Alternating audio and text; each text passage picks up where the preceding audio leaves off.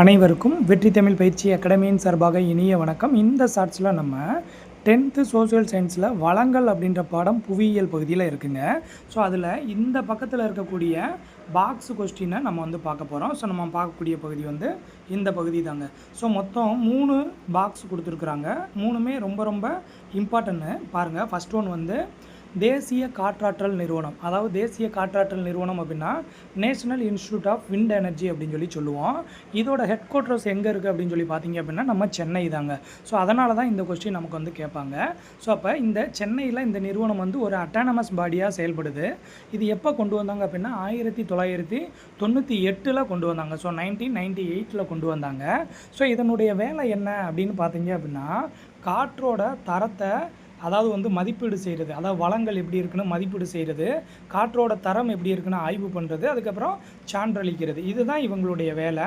So இது யாருக்கு கீழே இருக்கக்கூடியது அப்படின்னா புதுப்பிக்கக்கூடிய ஆற்றல் வளங்கள் அமைச்சக நிர்வாகத்தின் கீழ் ஏற்படுத்தப்பட்டது தான் இந்த national institute of wind energy. சரிங்களா, தேசிய காற்றாற்றல் நிறுவனம். நமக்கு இன்ன வரைக்கும் கேட்ட கொஸ்டின் என்ன அப்படின்னா இது வரைக்கும் இதோட தலைமையகம் எங்கே இருக்குன்னு கேட்டிருக்காங்க, எந்த ஆண்டு கொண்டு வரப்பட்டதுன்னு கேட்டிருக்காங்க, 1998. அடுத்த பாக்ஸ் பாருங்கள். இந்தியாவினுடைய முதல் பருத்தி நெசவாலை. ரொம்ப ரொம்ப முக்கியமான கேள்விங்க.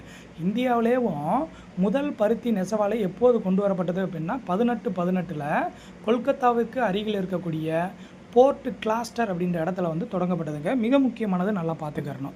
சரிங்களா, அடுத்தது பாருங்கள்.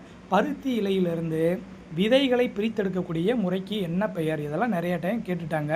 ஜின்னிங் அப்படின்னு சொல்கிறோம். சரிங்களா, ஸோ பருத்தி இலையிலிருந்து விதைகளை பிரித்தெடுக்கும் முறைக்கு பேர் ஜின்னிங் அப்படின்னு சொல்கிறோம். அடுத்தது உங்களுக்கு நல்லா தெரிஞ்சது தான், இந்தியாவின் மான்செஸ்டர் அப்படின்னு மும்பையை சொல்கிறோம், தென்னிந்தியாவின் மான்செஸ்டர் அப்படின்னு கோயம்புத்தூரை சொல்கிறோம். சரிங்களா, இதெல்லாம் என்ன பண்ணுறாங்க அப்படின்னா சரியான இணை எது, இல்லைன்னா தவறாக பொருந்தியுள்ளது எது, இந்த மாதிரி ஒரு வினாக்களில் இதை கேட்குறாங்க. ஸோ இது காமனான விஷயங்கள் நமக்கு தெரிஞ்சிருக்கணும். இந்தியாவின் மான்செஸ்டர் தான் மும்பை, தென்னிந்தியாவுக்கு மான்செஸ்டர் எது அப்படின்னா கோயம்புத்தூர். சரிங்களா, ஸோ கிட்டத்தட்ட 5 வினாக்கள் இந்த பகுதியில் பார்த்துருக்கோம். இந்த 5மே மிக முக்கியமான பகுதி. எக்ஸாம் பாயிண்ட் ஆஃப் வியூவில் நல்லா பார்த்து வச்சுக்கோங்க.